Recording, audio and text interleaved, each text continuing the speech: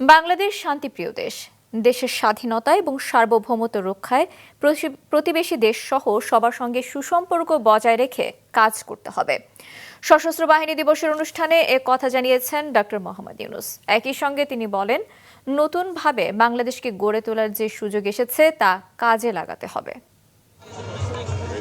বিকেলে সেনাকুঞ্জে আয়োজিত সংবর্ধনা অনুষ্ঠানে সশস্ত্র বাহিনীর ঊর্ধ্বতন কর্মকর্তা ছাড়াও যোগ দেন দেশের বিচারপতি, রাজনীতিবিদ, বিদেশি কূটনীতিক, সাংবাদিক ও ঊর্ধ্বতন সরকারি কর্মকর্তারা।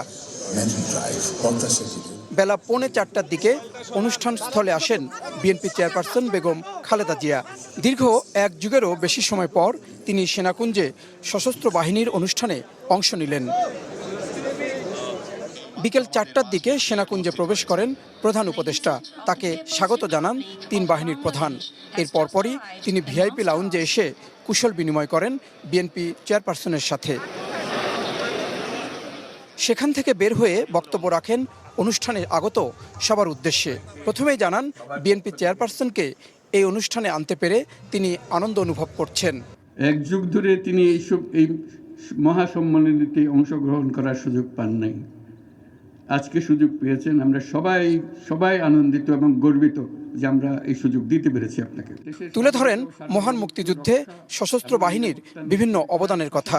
জানান, প্রতিটি দুর্যোগে এই বাহিনী বাংলাদেশের মানুষের পাশে থেকেছে।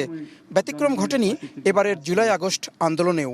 সাম্প্রতিক বৈষম্য বিরোধী ছাত্র আন্দোলনে এবং পরবর্তী সময়ে দেশের ক্রান্তি লগ্নে সশস্ত্র বাহিনী বরাবরের ন্যায় মানুষের পাশে এসে দাঁড়িয়েছে।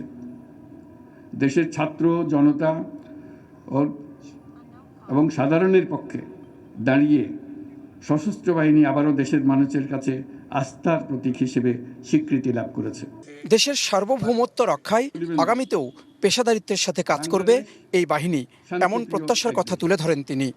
প্রতিবেশী সহ সকল রাষ্ট্রের সাথে বন্ধুত্বপূর্ণ ও শ্রদ্ধাশীল সহযোগিতার মাধ্যমে সহাবস্থানই আমাদের মূল লক্ষ্য। তথাপি যে কোনো আগ্রাসী বহুশত্রুর আক্রমণ থেকে দেশের সার্বভৌমত্ব রক্ষার জন্য আমরা সদা প্রস্তুত এবং দৃঢ় সংকল্পবদ্ধ। এর আগে দিবসটি উপলক্ষে ঢাকা সেনানিবাসের শিখা নির্বাণে শ্রদ্ধা জানান রাষ্ট্রপতি মোহাম্মদ শাহাবুদ্দিন এবং প্রধান উপদেষ্টা অধ্যাপক মোহাম্মদ ইউনূস।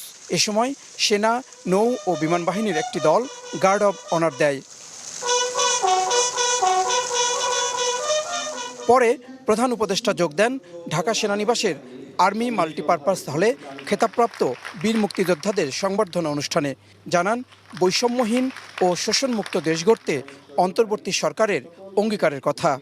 মহান মুক্তিযুদ্ধে বীরত্বপূর্ণ অবদানের স্বীকৃতি স্বরূপ বীর মুক্তিযোদ্ধাদের কল্যাণে বিভিন্ন সুযোগ সুবিধা চলমান রয়েছে। অন্তর্বর্তী সরকারের প্রধান উপদেষ্টা হিসেবে আমাদের বীর মুক্তিযোদ্ধা এবং তাদের উত্তরাধিকারীদের কল্যাণার্থে যা কিছু প্রয়োজন তা করার জন্য আমরা দৃঢ় প্রত্যয়ী। বিশ্ব দরবারে বাংলাদেশকে মানবিক ও কল্যাণকর রাষ্ট্র হিসেবে সমাদৃত করার প্রতিশ্রুতিও দেন প্রধান উপদেষ্টা। জাহেদ সেলিম, মাছরাঙা সংবাদ, ঢাকা।